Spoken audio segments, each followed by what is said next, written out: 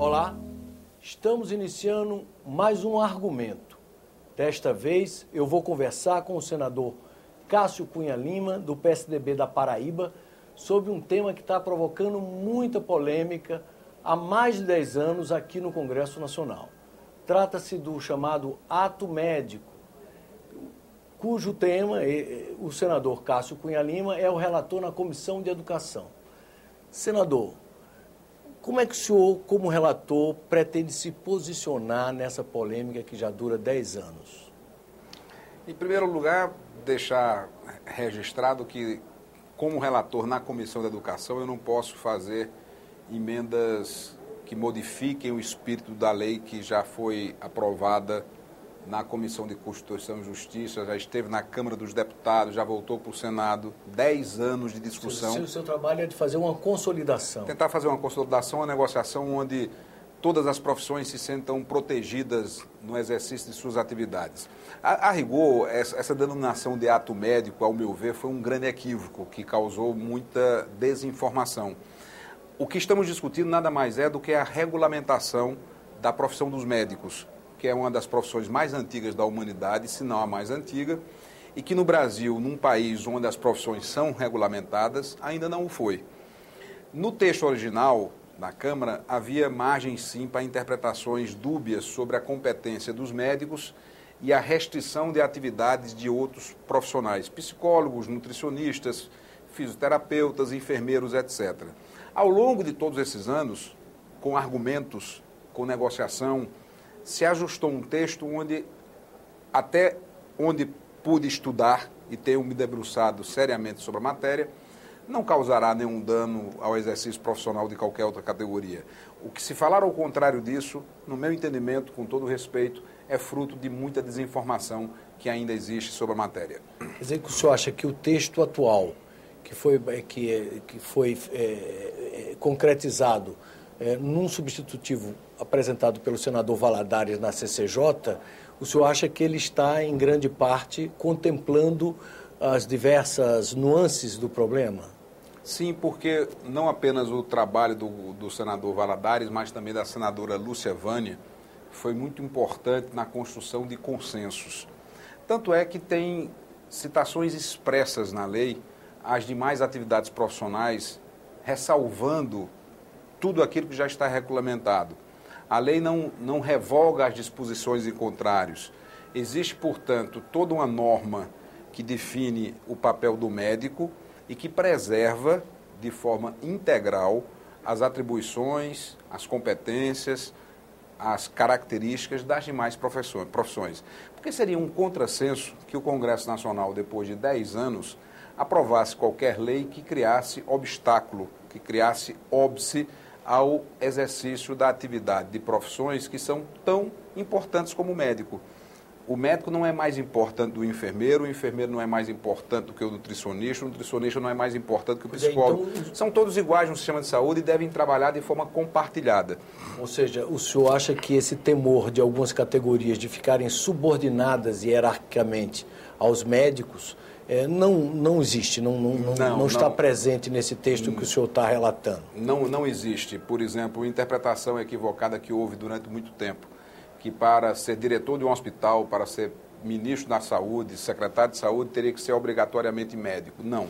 Isso não existe. O texto não fala nisso. E, por exemplo, aplicar uma injeção? Também não há essa restrição. A lei... O enfermeiro vai poder continuar aplicando. Óbvio que sim. O nível de desinformação chegou a tamanho, grau, né, e desse bom humor do brasileiro que, certa feita, muito recentemente, me perguntaram: para cortar o cabelo vai precisar de uma prescrição médica? Né? Claro que não. Então, teve uma série de mudanças no texto. Acho que já existe uma maturidade para a votação da matéria agora na Comissão da Educação. Depois iremos para a Comissão de Assuntos Sociais e, por fim, para o plenário. Poderemos ter aí um ou outro pequeno ajuste de redação, que não é possível, mas com um acordo poderíamos construir isso. E acredito que aquilo que é a principal preocupação quanto à restrição da atividade de outras na área de saúde, isso não existe, porque o texto prevê uma série de exceções e tem um artigo que, no meu entendimento, ele é definitivo, que foi criado inicialmente para os odontólogos, e os odontólogos estão completamente fora dessa discussão, que usando os critérios que foram aplicados para a odontologia, se fez em relação a todas essas outras profissões que eu não vou mencionar novamente. Claro. Ou seja, então vai prevalecer que a formulação de diagnóstico nosológico é exclusividade dos médicos. E os diagnósticos funcionais, psicológicos, nutricionais, avaliação comportamental, sensorial, de capacidade mental, isso tudo poderá ser praticado pelas outras profissões. Exatamente. Eu conversei, por exemplo, na Paraíba, que é o estado que eu aqui represento com muita honra, com representantes da psicologia. O presidente da Confederação Nacional esteve na audiência pública realizada na Comissão de Educação.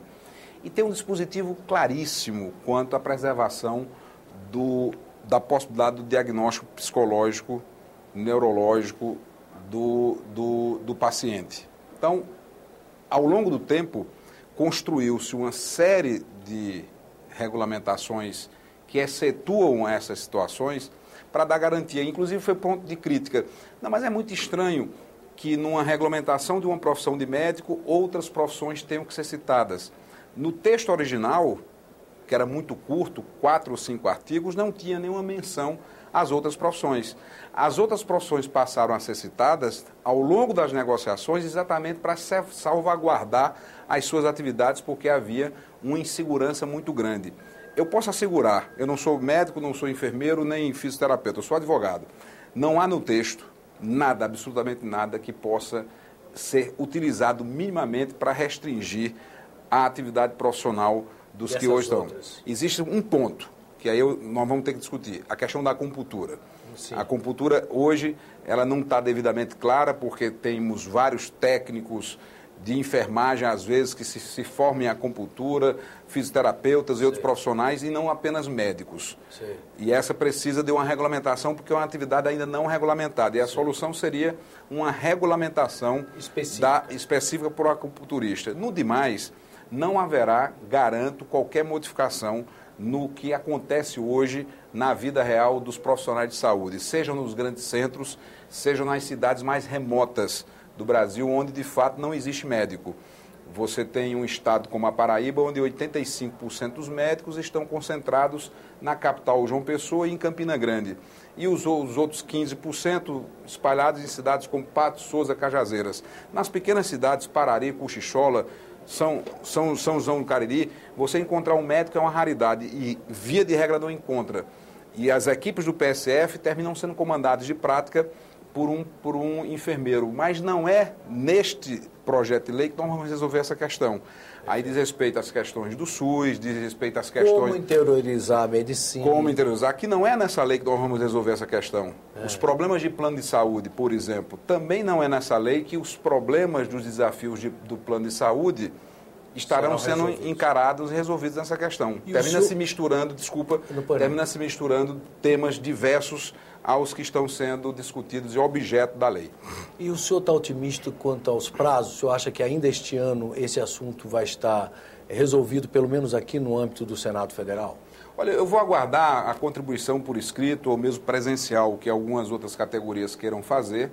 Eu me comprometi a isso durante a audiência pública e, recebido esse material, nós vamos produzir o relatório e pedir pauta de votação na Comissão de Educação, para que o projeto siga, então, para a derradeira comissão e chegue finalmente, depois de 10 anos de discussão, no Senado da República. Lembrando que o texto de hoje já é bastante diferente do texto original que causou toda essa insegurança, essa incerteza às demais profissões de saúde no Brasil.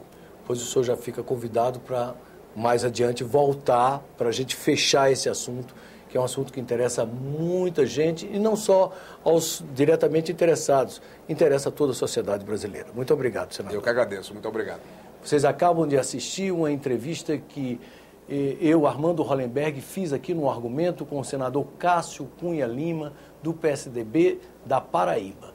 O tema da nossa conversa foi o ato médico. Aqueles que quiserem apresentar sugestões, comentários ou críticas podem fazê-lo acessando o nosso portal na internet, www.senado.gov.br, ou via telefone, ligando para o Alô Senado, 0800 61 2211. Até um próximo argumento.